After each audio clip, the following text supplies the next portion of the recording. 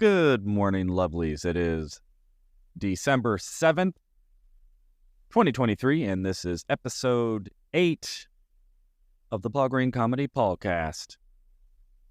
8 episodes in a row, everybody. I actually have set records. Isn't it amazing that that's how many podcasts don't even get off the ground, that even 8 episodes puts me, I think, in the upper 5%, I think. And so thank you for everybody out there listening to what this old stand-up comedian has to say. And overall, I'm really interested in just seeing and connecting with people out there who are also big into going for their dreams, no matter how audacious they may seem, especially in the arts, entertainment, business, all of that. And that is the world that I am stepping into more and more as I really follow my heart. You know, everybody says, you got to follow your heart, follow your dreams. And, you know, sometimes it's hard to know what that really is. So I've thought a lot about the friction between dreaming and delusion.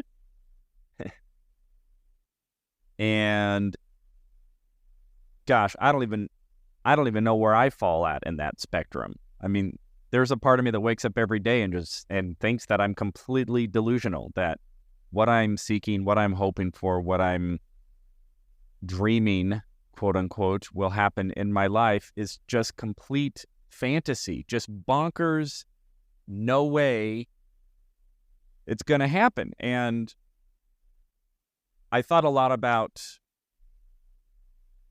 different types of dreams that I could have, right? So my dream, I think like any stand-up comedian, is to become successful, to become a draw, to be able to perform stand-up pretty much anywhere, to be able to draw large crowds anywhere, to be able to sell tickets. My gosh, to be able to sell tickets. And for any of you out there not in the comedy sphere, that might seem like, oh yeah, doesn't everybody sell tickets? Doesn't every comedy show sell tickets? No, they do not. One of the most fascinating things that I'm discovering the more that I get into this is actually how hard it is to sell a ticket. And probably I think a lot of people don't realize that, because anytime most people go to see a comedian, they're probably going to see somebody really famous who can sell out a venue. And so probably on a regular basis, most people going to go see comedy are only seeing sold out venues. And the assumption might be, oh, every comic can do this, or every comic does this. Just once you become a comedian, all of a sudden, there are just thousands of people who are going to buy tickets and come to see you. And that is just not the reality. The reality is to get people to leave the house, to forego the million other things that they could be doing, the million other streams of entertainment. I mean, just think about how often does any regular person even just go out to do anything, to see a movie, to go to dinner, to see a band concert, to see anything. I mean, maybe once or twice a month for the average, maybe a little bit more than that. I don't know. So then you have to think of, when somebody does go out, where are they going to invest their time and where are they going to invest their money? Most likely in the most famous, the biggest act, the biggest draw that happens to be in their town that week. And chances are, if they're a big enough draw, that those tickets were purchased way in advance because people are so excited to see them. I mean, gosh, look at like a Taylor Swift coming to town, or a Dave Chappelle, or a Chris Rock, or a Jerry Seinfeld. I mean, these big acts, yes, are going to sell so many tickets, and everybody going there to see those performers are just like, oh my gosh, look how many people here. This is incredible. For every one of those gigantic acts, there is a line a mile long of comics, comedians, acts, performers who are, let's just say, find it significantly more difficult to sell tickets to a venue. And like anything, sure, there's a spectrum. But I would say that spectrum is really strongly skewed towards the top 1 to 5% of performers, or top 10% or whatever, the top quartile maybe. So I have this dream, and in some sense, I'm living the dream. I am doing stand-up all the time. I get opportunities. I get a chance to perform. I get hired to perform. I get booked. I'm doing casinos. I'm doing clubs. I'm getting booked for private gigs. And the reality is, though, if I were to step into any comedy club in America right now, nobody would care that I'm there. And 99.5% of every comedy club in America doesn't know who I am. And probably if they were to put me on their stage, it would be, I would really have to hustle and schmooze and meet the booker and talk myself up to the booker, and the booker would need to, start to trust me. The booker would probably tell me, this actually just happened recently. I went to this comedy club down in Tucson. I just walked into the comedy club. I met the booker. He was a totally cool guy. We had a great conversation. I talked to him for like 30 minutes, and he was like, cool, why don't you come to my open mic and I'll see how you do. Like, they just, when you're in that position as a booker or a club owner, first of all, you have access to so many comedians. I mean, hundreds, if not thousands. I mean, I know bookers and stuff who say, oh yeah, I'll get 200 emails a day from comics submitting.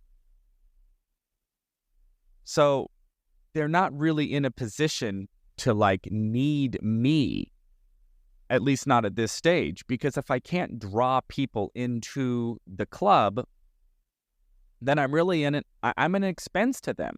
And yes, I can be really funny. And trust me, I know a lot of comedians who are really, really, really funny and really talented and really professional. And that's all great. But until people are willing to pay money to see you specifically, that they are going to buy a ticket because you are on the show and show up, the ceiling of success is really, really low in terms of how successful you can really be. Now, it's not that it's impossible, but I just find it's a lot harder. So I have this dream that one day, I have a dream, I will have that sort of influence. I'll have that sort of draw. And it's hard to know if that's complete delusion or not. Because first of all, I have no idea how to get that. I mean, I'm trying. I'm doing everything that I can think to do. I'm following my heart. I'm trying to hone my craft. I'm putting myself out there. I'm being more vulnerable. I'm being more honest in my comedy. I'm hustling so much more. I'm doing everything that I can on my own, but there's still no guarantee. I've known comics who have done that for decades and still aren't really a draw. And so I've just been grappling a lot with that friction between going for the dream, having a certain expectation that there will be a positive outcome on the other side of that dream, and then also worried or curious if it's just complete bonkers delusion, just absolute sheer insanity. However, I think just about anybody who has realized a dream has expressed a similar idea, unless maybe they got famous really, really young and never had to really struggle, at least in the fame department. So I don't know where that lies, because I'll think to myself, well, what if my dream was I want to throw a touchdown pass in the Super Bowl? as a 42-year-old white guy with almost no athletic ability. And, if that was my dream today, like, no, I'm going to be the first man who's never played tackle football except for his freshman year in high school, where I got the crap beat out of me and hardly even saw the playing field because I was so bad, although I was a halfway decent athlete, and haven't played tackle football for almost 30 years. And now all of a sudden I have this dream, I'm going to throw a touchdown pass in the Super Bowl. I mean, that is delusional. Now, is my stand-up comedy dream that level of delusional? I mean, obviously not as much, because I at least do have some track record of success. It's like, okay, no, I've hit certain milestones. I know that I'm funny. I know that I can do well in front of a crowd. I know that I can write material and hone that material and get it performance ready and have that material do well consistently. But again, so many comedians can do that. And a lot of comedians can do it better than I can. So how delusional am I for still having this dream and still going for it and still sacrificing for it and still feeling it and feeling compelled and drawn to it, despite all of the evidence to the contrary that, well, if it hasn't happened by now. So I don't know what the answer to that is. I don't know how to reconcile that yet. I just know that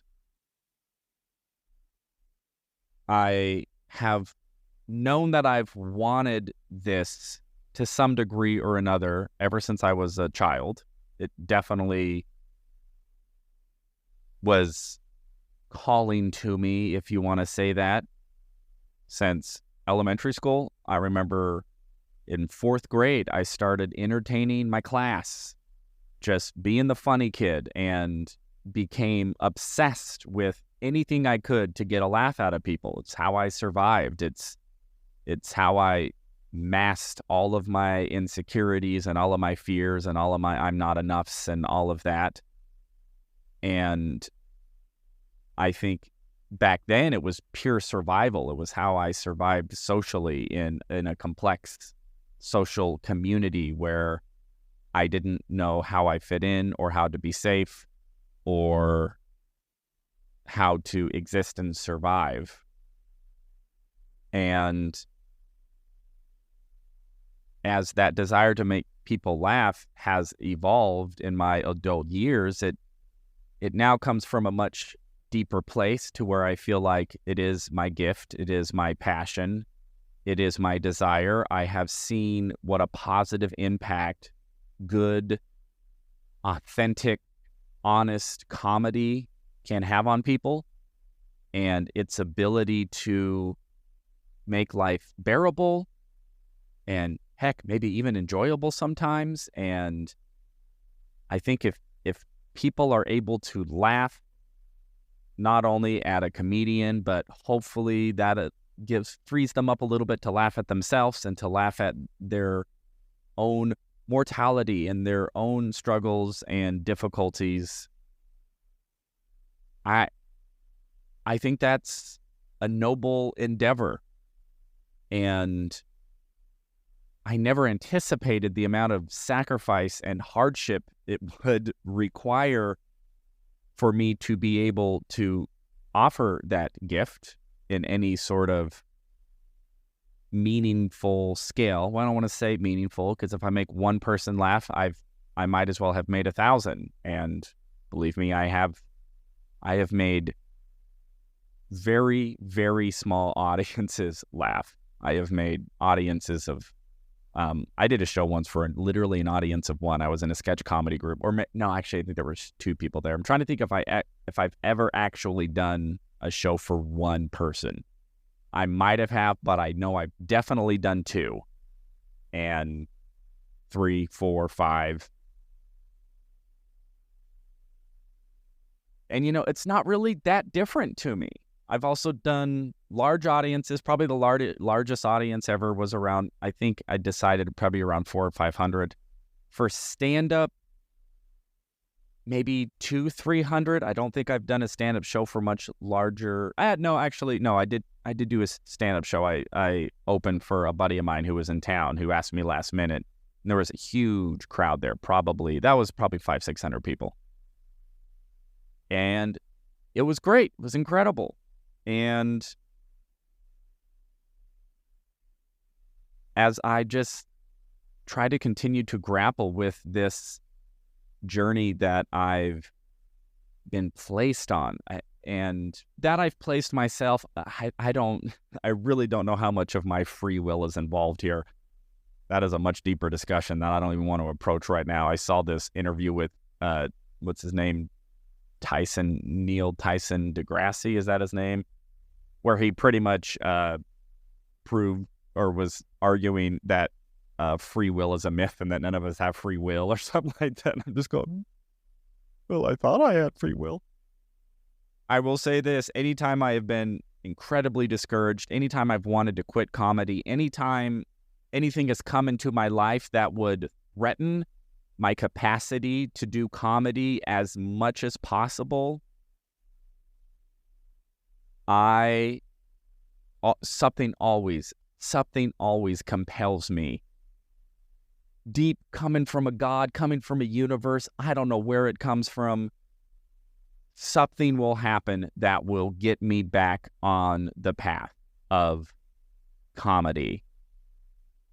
I don't always get it. I don't always understand it. I feel like sometimes my life would maybe be a lot easier, or I might have a lot of success in other endeavors if I was putting the type of effort and passion and brain power and consistency into another endeavor. But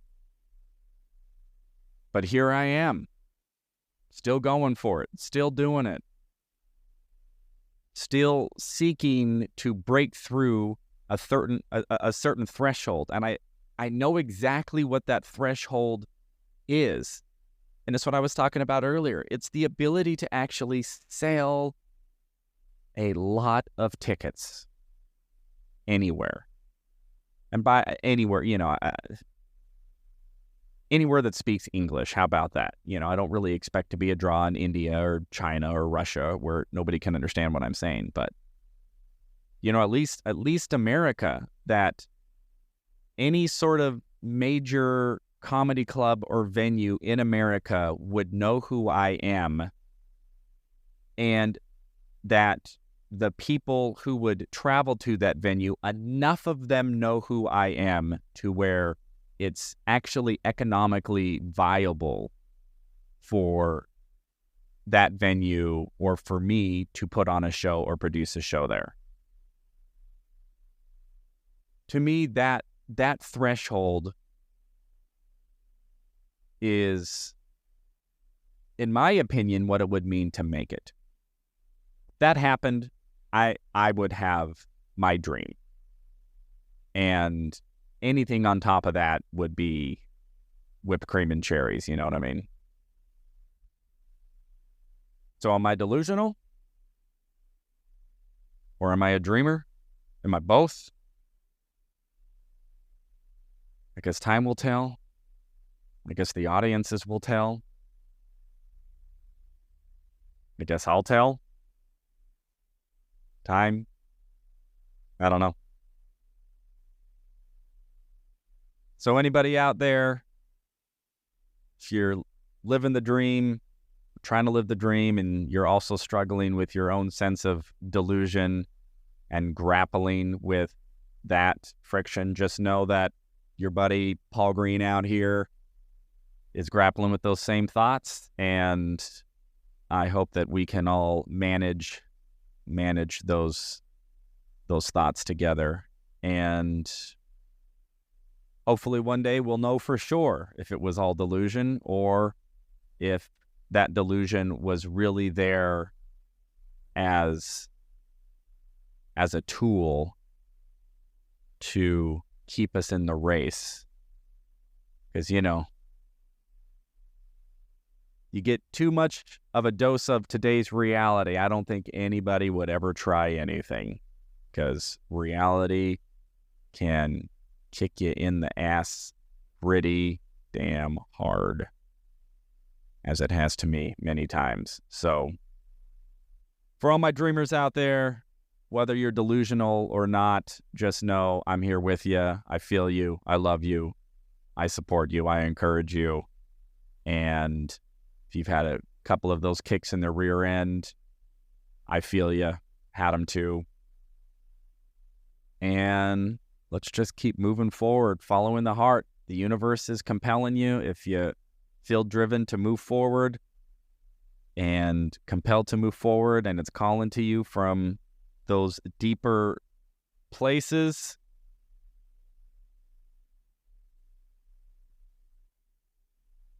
I guess we don't really have any choice but to keep on going. So, my friends, best of luck to all of you out there. This has been Paul Green with the Paul Green Comedy PaulCast, Episode 8, December 7th, 2023.